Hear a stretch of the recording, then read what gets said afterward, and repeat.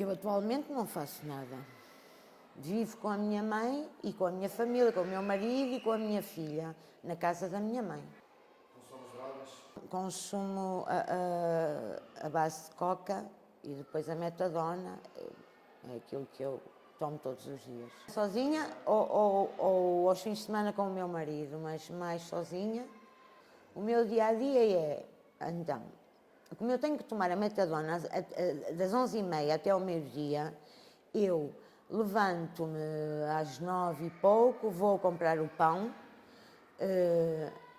coisa que me custa bastante, mas pronto, saio da cama e vou comprar o pão, porque a minha mãe gosta do pão fresco, e depois preparo-me, visto-me, preparo-me e saio e vou.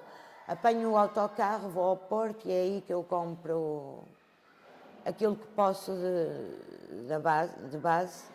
O autocarro para, para muito vizinho, muito perto da carrinha, tomo a metadona, depois apanho outro autocarro, vou para casa, chego por volta do meio-dia e pouco, e depois fico em casa.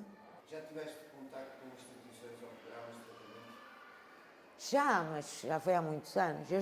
Eu tive mais tempo, eu tive 2 vezes na Associação Patriarca, que agora chama-se Dia Nova, não sei se ainda existe, mas acho que sim. A última vez que estive foi sair de lá com o que é agora o meu marido, em 1997. A partir daí nunca mais estive em nenhum sítio.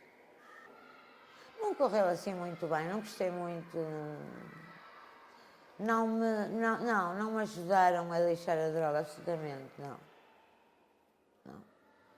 Porque eu tive uma recaída há 2 anos e tive 1 ano a consumir heroína.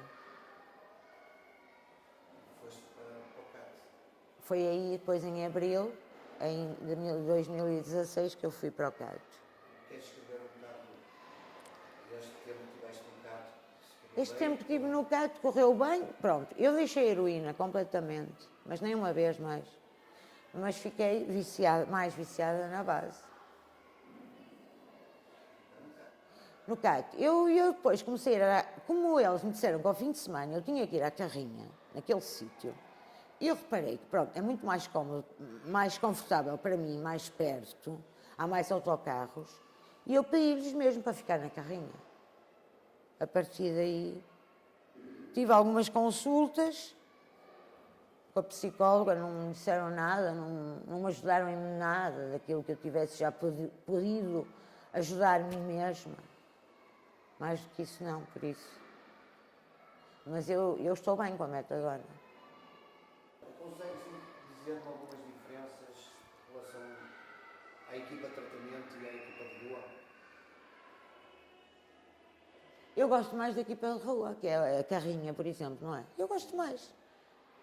É mesmo uma questão mais de comodidade para mim ir à carrinha porque vai àquele sítio, que é mais perto da minha casa. Eu acho que é o ideal para mim. Porque já sou mais velha, tenho 50 e quase 3 anos, e pronto, e eu não estou a pensar em diminuir, ir diminuindo, sim, mas a deixar a metadona, enquanto eu precisar dela eu vou tomá-la, porque como não deixo de fumar,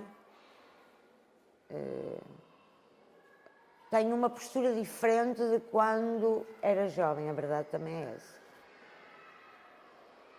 Antes não tinha os instrumentos nem experiência para saber ou para conhecer essas características que fazem parte de mim. Agora que sou mais velha,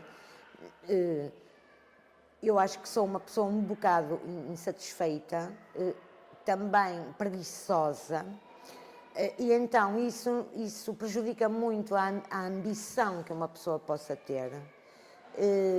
Mas é principalmente este vazio, esta vontade da felicidade, mas que depois, sem o uso de algumas substâncias, eu não consigo obter. E pensas na possibilidade de vir abrir salas de consumo? Ai, não me interessa nada disso. Se calhar é bom, sim, se calhar é bom para algumas pessoas. Para mim não, porque estou à vontade em minha casa, estou mais a meu gosto em minha casa. Mas seguramente para as pessoas mais jovens. Já alguma vez assististe a uma overdose? Assisti a uma minha, Já tiveste uma overdose? já, tive mais que uma, mas uma foi mesmo grande, porque eu não me lembro nada, lembro-me de acordar no dia seguinte. E depois foi a minha mãe que me contou, porque foram chamá-la. As outras duas não. Depois despertei, passado um pouco. Mas isso foi de consumo de heroína? Heroína há muitos anos.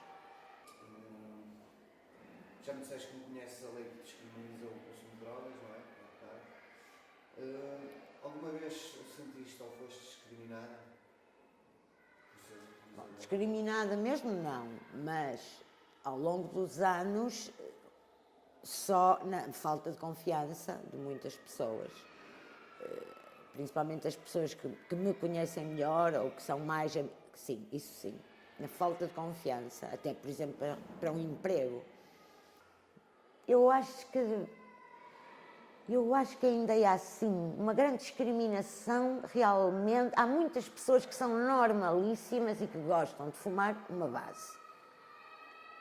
Normalíssimas, têm os seus empregos, têm as suas famílias, são ótimos pais, são ótimas mães. Mas os outros se sabem que fumam uma base ou duas e não é bem assim.